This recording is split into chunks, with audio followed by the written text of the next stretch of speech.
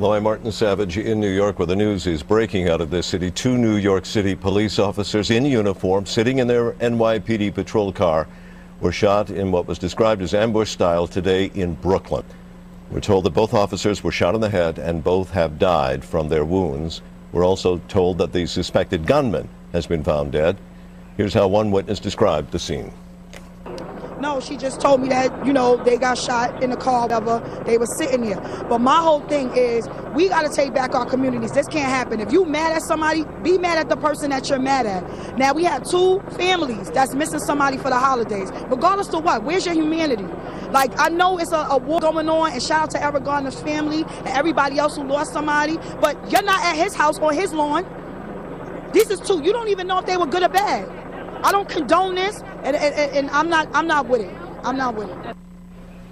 We want to bring in now Tom Fuentes. He's our CNN law enforcement correspondent and analyst, and he is joining us from Washington, D.C. Tom, certainly this has to be looked at in the troubling framework of demonstrations that have been held largely against the police department. Have you heard anything as to possible motive or where this investigation might begin? No, Martin, I don't. You know, they don't have the specifics yet that they want to put out. But just in general, if it turns out to be related to, you know, what's been going on in the news the past few months, this is something friends of mine in law enforcement, especially uniformed police officers, have been almost bracing for, because there has been so many people expressing so much anger at the police that even if the peaceful protesters didn't express or didn't carry out any kind of a physical act, they were worried that someone or some ones would be inspired to do it, and figure that that police officers are fair game right now to kill, that they're the enemy. They've taken over our neighborhoods, and they're hurting our people and killing our people and doing it for no good reason, and that there's no justice in their view, since police officers are not going to prison for having engaged in a police-involved shooting and shot an African American. And so that's been the fear, that the anger would spill over to someone who would carry out an act and do something like this. Harry Houck is also joining us on the telephone. He's a former NYPD police officer. And Harry, I guess I will ask you that prior to this incident, had those feelings that Tom Fuentes just described, this in the New York PD, that this was bound to happen, was that a feeling? Yeah, definitely. I agree with everything that Tom had said here. You know, officers, I've been waiting for something like this to happen, although I didn't want it to happen, but all it takes is one lunatic to take that message into his brain somewhere and then go out and commit a crime like this. It's just horrible. And like I said, it's, you know, we kind of were expecting something like this might have happened. And Tom, the reaction is bound to be quick across the country as far as law enforcement, putting them even more on edge. Do you expect that in some way there would be a federal directive or investigation, or is this all going to be kept within local police departments?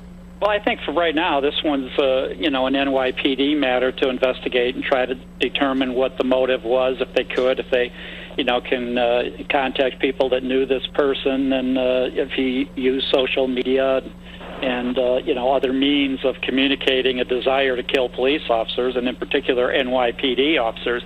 So, you know, that'll remain to be seen. It won't be a federal matter at this point to look into this, unless there's a wider conspiracy to kill police officers all over the country. That, you know, that certainly would be something worth analyzing. But for now, I think this is an NYPD matter. Mm-hmm. It was mentioned that perhaps the suspect had come from Baltimore and traveled to New York. Would that in any way change that outlook?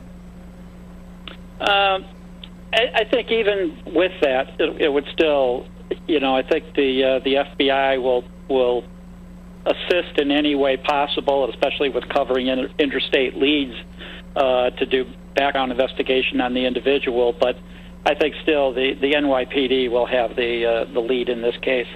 Mm-hmm. Harry, and again, Harry Houck is a former detective, I should say, in New York Police Department.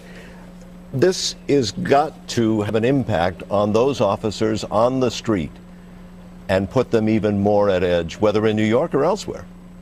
Oh, without a doubt. I mean, probably in all the major cities, police officers and police departments are looking at this and saying to themselves, hey, you know, we got to make sure our officers are especially vigilant right now because we don't know what's going to happen. Do I think this is going to be a trend? I hope to God it's not, and I don't think that this guy is part of any kind of a conspiracy, based on information that I already heard from my contacts. So, again, it's a horrible, horrible day for the police department. It is indeed. Harry Howe, thank you very much for joining us. Tom Fuentes, thank you as well. We'll continue to follow developments and bring them to you. We'll take a break right now.